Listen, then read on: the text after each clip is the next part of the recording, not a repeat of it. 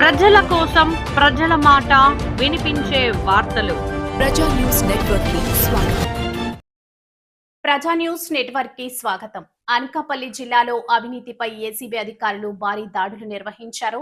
నక్కపల్లి తహసీల్దార్ కార్యాలయం పరిధిలో పనిచేస్తున్న పెద తీనార్ల విఆర్ఓ కొప్పిశెట్టి చిట్టిబాబు 1,50,000 రూపాయల లంచం తీసుకుంటూ ఏసీబీకి రెడ్ హ్యాండెడ్ గా చిక్కాడు. ముక్కా శ్రీను అనే రైతు భూమి మ్యూటేషన్ పాస్బుక్ కోసం 3 సంవత్సరాలుగా కార్యాలయాల చుట్టూ తిరుగుతున్నప్పటికీ పని జరగలేదు. దీనికి పరిష్కారంగా 1.50 లక్షలు ఇవ్వాలని విఆర్ఓ డిమాండ్ చేసినట్లు తెలుస్తుంది. బాధితుడు ఫిర్యాదు మేరకు విశాఖ ఎయిర్పోర్టు సమీపంలో లంచం తీసుకుంటున్న సమయంలో ఏసీబీ అధికారులు సరిగ్గా పన్నాగం పన్ని చిట్టిబాబును పట్టుకున్నారు. డీఎస్పీ రమణమూర్తి నేతృత్వంలో కేసు నమోదు చేసి నిందితుడిని ఏసీబీ కోర్టులో హాజరుపరచనున్నారు. రెవెన్యూ శాఖలో కొనసాగుతున్న అవినీతి మరోసారి బయటపడింది. ఇలాంటి ఘటనలపై మీ అభిప్రాయాలు కామెంట్స్ లో తెలియజేయండి. ఎవరైతే ఉన్నారో శ్రీనివాస్ గారు, వారు పెద్ద తీనార్ల రెవెన్యూ విలేజ్కి సంబంధించినటువంటి గ్రామంలో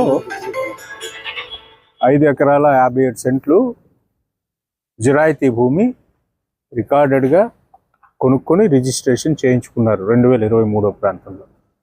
తదుపరి కొనుక్కున్న తర్వాత అవి 2 వేరువేరు సర్వేర్ నెంబర్లో ఉండేటువంటి భూమి. ఆ వివరాలు రిజిస్ట్రేషన్ డాక్యుమెంట్లోని అలాగే ఈసీలోని అన్నిట్లోని క్లియర్గా పొందుపరచబడింది.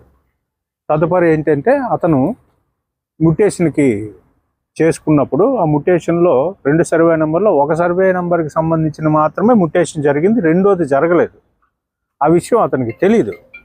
అంటే మొత్తం అయితే సబ్సిక్వెంట్గా ఆ భూముల్లో ఉన్నటువంటి అతని పొజిషన్లోనే ఉంది, అతని అధీనంలోనే ఉంది, అతనే సాగు చేసుకుంటున్నారు.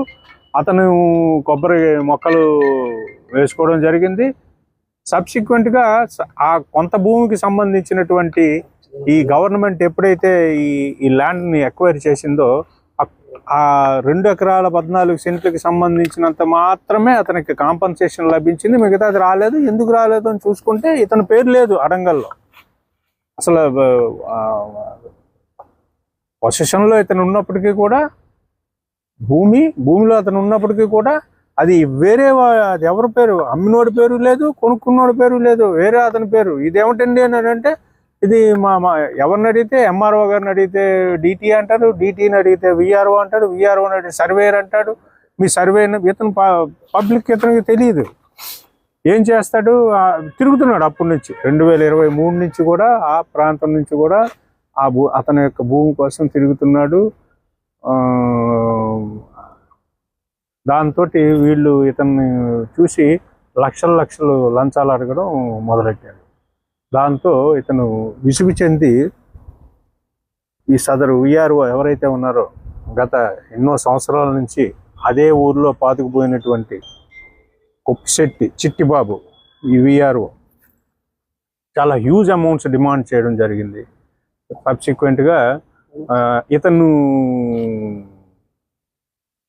ఎవరైతే ఉన్నారో ఈ కంప్లైంట్ మా దగ్గరికి వచ్చి మొన్న 7వ తారీఖున కంప్లైంట్ చేయడం జరిగింది.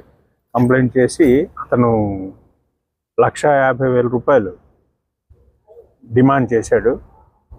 అది టెంపరీగా కొద్ది మొత్తం. అతనికి లంచం ఇవ్వడం ఇష్టం లేక మాకు రిపోర్ట్ చేయడం జరిగింది 8వ తారీఖుని. రిపోర్ట్ చేసిన తర్వాత మేము కేసుగా నమోదు చేసుకుని ఈరోజు అతను విశాఖపట్నంలో ఎయిర్పోర్ట్కి సమీప ప్రాంతంలో నేను వస్తాను, అక్కడికి వచ్చి నాకు డబ్బులు ఇవ్వండి నేను తీసుకుంటాను అంటే మేము అక్కడ మాట వేసి సదరు విఆర్ఓకి కంప్లైంట్ డబ్బులు ఇస్తుండగా రెడ్ హ్యాండెడ్గా లంచం తీసుకుంటుండగా ఆ విఆర్ఓని పట్టుకోవడం జరిగింది. అతని దగ్గర ఉండేటువంటి 1,50,000 రూపాయల నగదును కూడా స్వాధీనపరుచుకొని ఆ రికార్డ్స్ వెరిఫికేషన్ మొత్తం అన్నీ కూడా ఇక్కడ మన నక్కపల్లి ఎంఆర్ఓ తహసీల్దార్ గారి ఆఫీస్లో ఉన్నాయని చెప్తే ఇక్కడికి మేము వచ్చి ఇక్కడ మేము ఫర్దర్ ప్రొసీడింగ్స్ కండక్ట్ చేస్తున్నాము. అదేవిధంగా ఇతను అరెస్ట్ చేస్తాము. రేపు ఏసీబీ కోర్టు వైజాగ్లో హాజరుపరుస్తాము. ప్రజలందరికీ కూడా తెలియజేయవలసింది ఏమిటంటే ఎవరు కూడా ఎవరికి ఏ ప్రభుత్వ అధికారికి లంచం ఇవ్వాల్సిన అవసరం లేదు. వారి చేత పని చేయించుకోవడం ప్రజల యొక్క హక్కు.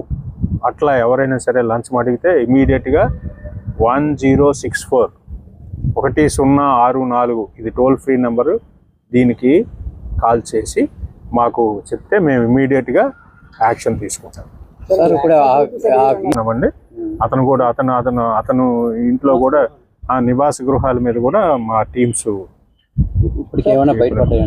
మేము వెరిఫై చేస్తాం.